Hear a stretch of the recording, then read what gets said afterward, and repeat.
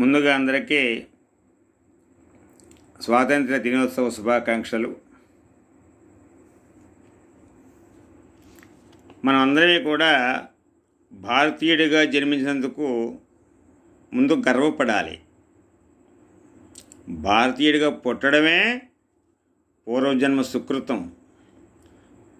మనం భారతీయుడిగా పుట్టాము అంటే కోట్ల కోట్ల కోట్ల జన్మల్లో ఎంతో పుణ్యం చేశాం. అందువల్లే భారతీయుడిగా పుట్టాం. ఎందువల్లంటే మన భరత భూమి వేదభూమి, కర్మభూమి, యావత్ ప్రపంచానికి పూజామందిరం. అటువంటి భరత భూమిలో మనం పుట్టాం. అలా భారతీయుడిగా పుట్టినందుకు మనం గర్వపడాలి. స్వామి వివేకానంద మాట చెప్తారు, ఈ గడ్డపై పుట్టినవారు పుట్టుకతోనే ధన్యులు అని చెప్తారు ఆయన. ఈ గడ్డపై పుట్టినవారు పుట్టుకతోనే ధన్యులు అంటారు స్వామి వివేకానంద. ఈ గడ్డ మీద పుట్టాడంటే చాలు, వాడు ధన్యుడు. అందువల్ల ఎప్పుడూ కూడా మనం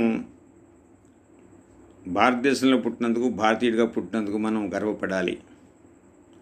అలాగే ఈ విషయాన్ని ప్రతి భారతీయుడు గుర్తించి మన సంస్కృతిని మనం అర్థం చేసుకోగలిగితే ప్రపంచానికే మనం చక్రవర్తులం కాగలని చెప్పంటారు స్వామి వివేకానంద. స్వామి వివేకానంద పుస్తకాలు నిజంగా ఎంతమంది పిల్లలు చదువుతున్నారు, ఎంతమందికి స్వామి వివేకానంద తెలుసు? పిల్లలకు కాదు, అసలు ఎంతమంది తల్లిదండ్రులకు స్వామి వివేకానంద తెలుసు? ఎంతమంది తల్లిదండ్రులు స్వామి వివేకానంద పుస్తకాలు చదువుతున్నారు? దాని గురించి ఒకసారి నేను మరొక వీడియోలో చెప్తాను. అయితే స్వామి వివేకానంద ఒక మాట చెప్తారు. ఆయన మన భారతదేశంలో ప్రజలందరూ కూడా పైకి ఉత్సాహంగా కనిపించకపోయినా లోపలంతా ఉత్సాహం, ఎంతో ఉత్సాహంతో ఉంటారు. లోపల మనస్సంతా మంచి ఉత్సాహంతో వీళ్ళూరుతూ ఉంటుంది. అదే పాశ్చాత్యులు పైకి చాలా ఆనందంగా కనపడుతూ ఉంటారు, లోపల విషాదంగా ఉంటారంట వాళ్ళు. కానీ మన భారతీయులు పైకి ఉత్సాహంగా కనిపించకపోయినా లోపలంతా ఉత్సాహమే. లోపలంతా కూడా ఉత్సాహంతో ఉప్పొంగుతూ ఉంటుంది మనస్సు. ఎందువల్లంటే అది మన భారతీయుల లక్షణం అని చెప్పి స్వామి వివేకానంద చెప్తారు. అలాగే ఈ విషయాలన్నీ కూడా స్టూడెంట్స్ అర్థం చేసుకోగలిగితే, అర్థం చేసుకుని చదువును అభ్యసించగలిగితే మరో 10 ఏళ్లలో మన దేశంలో ప్రవేశించడానికి అమెరికన్లతో సహా అన్ని దేశాల వారు కూడా వీసాల కోసం క్యూలో నిలబడవలసిందే. తప్పనిసరిగా అందరూ కూడా మన దేశం రావడం కోసం వీసాల కోసం క్యూలో నిలబడతారు. ఈ విషయాలు ముందు స్టూడెంట్స్ తెలుసుకోవాలి. స్టూడెంట్స్ పాఠ్యాంశ పుస్తకాలే కాదు, స్వామి వివేకానంద పుస్తకాలు చదవాలి, వ్యక్తిత్వ వికాస పుస్తకాలు చదవాలి, అలాగే అక్బర్ బీర్బల్ కథలు చదవాలి, పంచతంత్ర కథలు చదవాలి, విక్రమార్క కథలు చదవాలి. అలాగే మరి తల్లి తండ్రి కూడా చక్కగా వాళ్ళతో కాసేపు సమయాన్ని స్పెండ్ చేయాలి. తల్లి రామాయణాన్ని బోధించాలి, తల్లి మహాభారతాన్ని బోధించాలి. ఇవన్నీ కూడా చెప్పాలి. తల్లి చెప్పాలి. తల్లి కూర్చోబెట్టుకు చెప్పిందే బిడ్డడికి బాగా అర్థమవుద్ది. స్కూల్లో పాఠాలు చెప్తారు. పూర్వం అనుకోండి భారతం రామాయణం చెప్పారు, ఇప్పుడు చెప్తారులే తెలియదు. కానీ తల్లి కూర్చోబెట్టుకుని రోజు కనీసం ఒక అరగంట సేపు రామాయణాన్ని భారతాన్ని చెప్తూ ఉండాలి, భాగవతాన్ని చెప్తూ ఉండాలి. వీటి కోసం మరో వీడియోలో మీకు విపులంగా చెప్తాను. అయితే మనకి ఓ మాట చెప్తారు, ఈ ప్రపంచంలో ఎవరికైనా పెట్రోల్ డీజిల్ కావాలంటే అరబ్ దేశాలని ఆశ్రయించవలసిందే, అరబ్ దేశాల వాళ్ళని ఆశ్రయించాలి. కార్లు ఇతర వాహనాలు కొనాలంటే జపాన్ దేశం మీద ఆధారపడాలి అని చెప్పి ఒక సామెత. అలాగే రిస్ట్ వాచ్లు కావాలంటే స్విట్జర్లాండ్ వారిని ఆశ్రయించాల్సిందే. వాచీలు అంటే సెల్ ఫోన్ వచ్చిన తర్వాత వాచ్ విలువ తగ్గిపోయింది, కానీ అసలు వాచ్ అంటే ఎంత విలువో నా చింతనంలో. అంత బాగా వాచ్ని విలువగా చూసేవారు. ఇప్పుడు కూడా వాచ్ని విలువగా చూసేవాళ్ళు చూస్తున్నారు, కాదంటలేదు. కానీ చాలా వరకు వాచ్ విలువ తగ్గిపోయింది ఫోన్ వచ్చాక. ఫోన్ రాకముందు చాలా విలువ వాచ్ అంటే. ఇప్పుడు కూడా కొంతమంది దాన్ని అలాగే పాటిస్తూ ఉన్నారు. అయితే టెలివిజన్లు కావాలంటే కొరియా, బట్టలు కావాలంటే చైనా, అప్పు కావాలంటే ప్రపంచ బ్యాంక్ మీద ఆధారపడాలి అని చెప్తారు. కానీ తెలివైన విద్యార్థులు బాగా వినాలి. మీరు ఈ విషయాలు బాగా వినాలి, తెలుసుకోవాలి. ముఖ్యంగా స్టూడెంట్స్, పేరెంట్స్ తెలుసుకోవాలి. తెలివైన విద్యార్థులు, టీచర్లు, ఇంజనీర్లు, డాక్టర్లు, సైంటిస్టులు కావాలంటే భారత్ను ఆశ్రయించవలసిందే. జై హో భారత్. భారత్ను ఆశ్రయించవలసింది ఎవరైనా సరే. ఈ స్టేట్మెంట్ ఇచ్చింది ఎవరో తెలుసా? అమెరికాలోని అత్యంత ప్రజాదరణ పొందినటువంటి టెలివిజన్ ఛానల్ CBSలో యాంకర్. ఆ యాంకర్ పేరు లెస్లీ స్టాల్ అన్న మాటలు ఇవి. అందువల్ల భారత్ కన్నా గొప్ప దేశం లేదు. భారత్ కన్నా గొప్ప దేశం లేదు. వేదభూమి, కర్మభూమి, ప్రపంచానికి పూజా మందిరము. అలాగే కొన్ని విషయాలు మీకు చెప్తాను.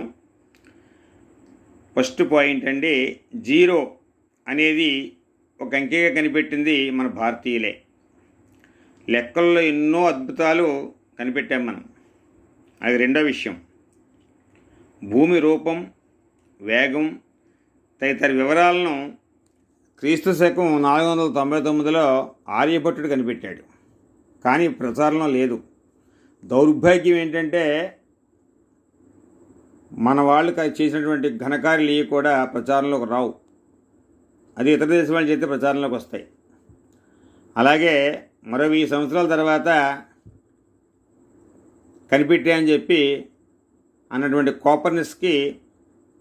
కోపర్నిస్కి గెలీలియాకి ప్రతిభ దక్కింది. కనిపెట్టింది ఎవరు? క్రీస్తు శకం 499లో ఆర్యభట్టు కనిపెట్టాడు. కానీ ఆయనకి ప్రచారం లేదు. ఆయన కనిపెట్టినట్టు చెప్పలేదు, కానీ కనిపెట్టింది ఆయనే. మరో 1000 సంవత్సరాల తర్వాత నేను కనిపెట్టాను అన్నాడు కోపర్నికస్, గెలీలియా. వాళ్ళకి ఆ ప్రతిభ దక్కింది. చూడండి,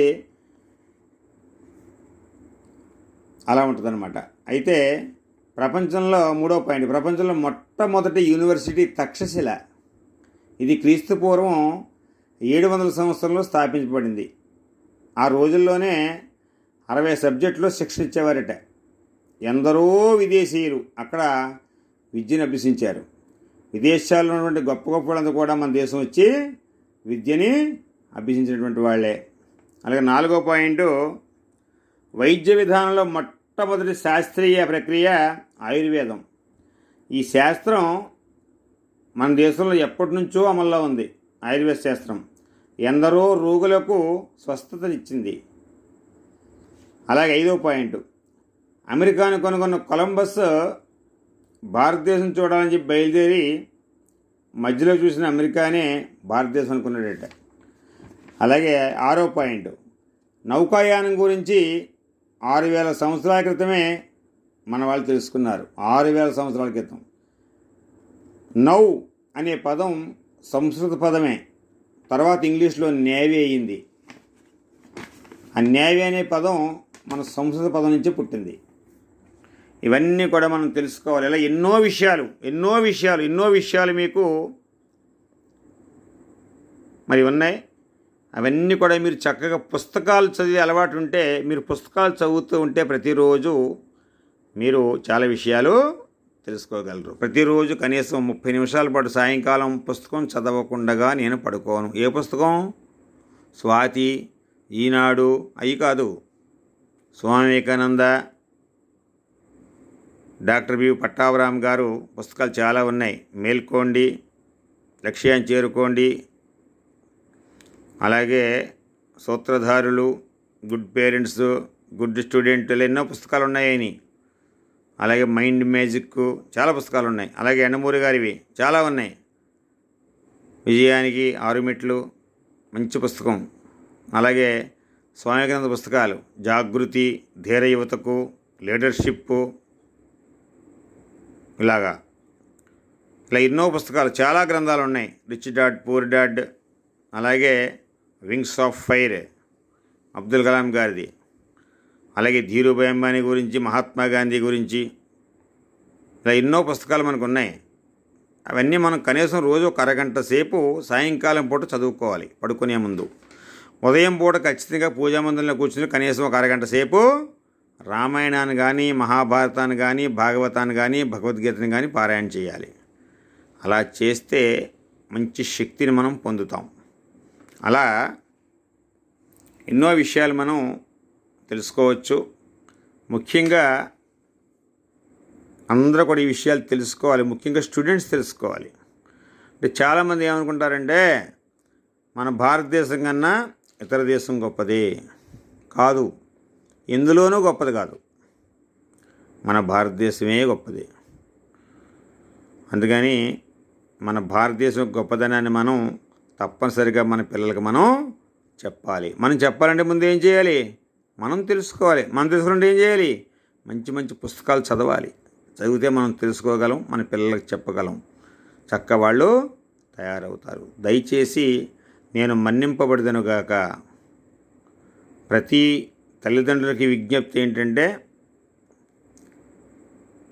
ఇంటి యజమాని సాయంకాలం అయ్యేసరికి ఇంటికి చేరుకోవాలి అని శాస్త్రం. నేను చెప్పే మాట కాదండి, ఇంకా నేను చెప్తున్నాను అనుకుంటారేమో, కాదు. తప్పనిసరిగా సాయంకాలం అయ్యేసరికి ఇంటి యజమాని ఇంటికి చేరుకోవాలి.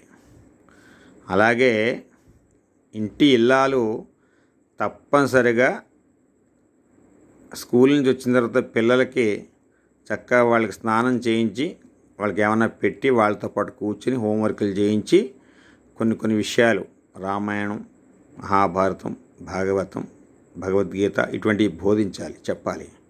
అలా చెప్పిన నాడు మీ పిల్లలు అద్భుతంగా తయారవుతారు. అద్భుతం నిజంగా. ఎందువల్ల సాయంకాలం అయ్యేసరికి ఇంటి యజమాని ఇంటికి రావాలి అంటే ధర్మశాస్త్రం ఏం చెప్పుద్దంటే, ఏ ఇంటి యజమాని సాయంకాలం అయ్యేసరికి ఇంటికి వస్తాడో ఆ ఇంట్లో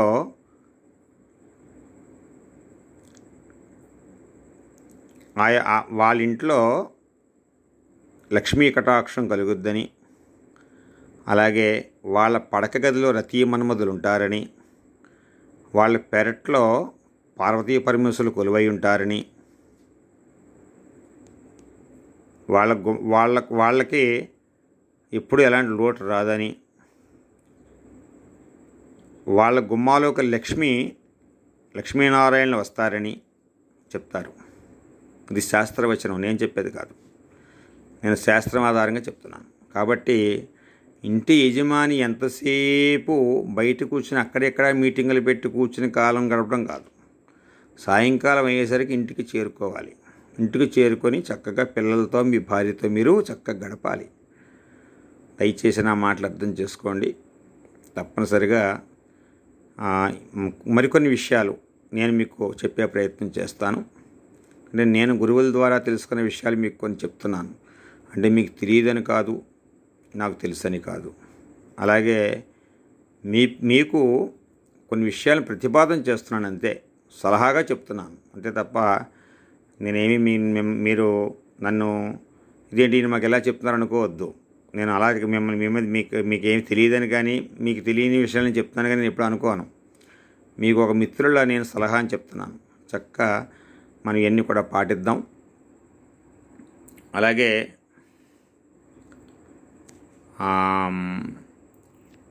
మనం తప్పనిసరిగా కొన్ని విషయాలు తెలుసుకోవాలంటే గురువుని కలిగి ఉండాలి. ఇప్పుడు కూడా గురువు అంటే నేను పరమసామాన్యుడిని, నేను గురువుని కాదండి, నేను పరమసామాన్యుడిని. మీరు ఒక గురువుని కలిగి ఉండండి. గురువుని ఏమంటే ఆది గురువు అంటారు. ఆది గురువు అంటే ఇంగ్లీష్లో ఏ మెంటర్ అంటారు, అంటే ఆది గురువు. మీరు ఒక గురువుని కలిగి ఉంటే మీకు ఎన్నో విషయాలు మీకు తెలుస్తాయి. మీరు తెలుసుకోవాలి అనే జిజ్ఞాసతో ఉంటే గురువే మీ వద్దకు వస్తాడు. గురువు అంటే ఈశ్వరుడు. ఈశ్వరుడి మీ వద్ద గురువు రూపంలో వస్తాడు. కాబట్టి తప్పనిసరిగా అందరూ కూడా గురువుని కలిగి ఉండండి.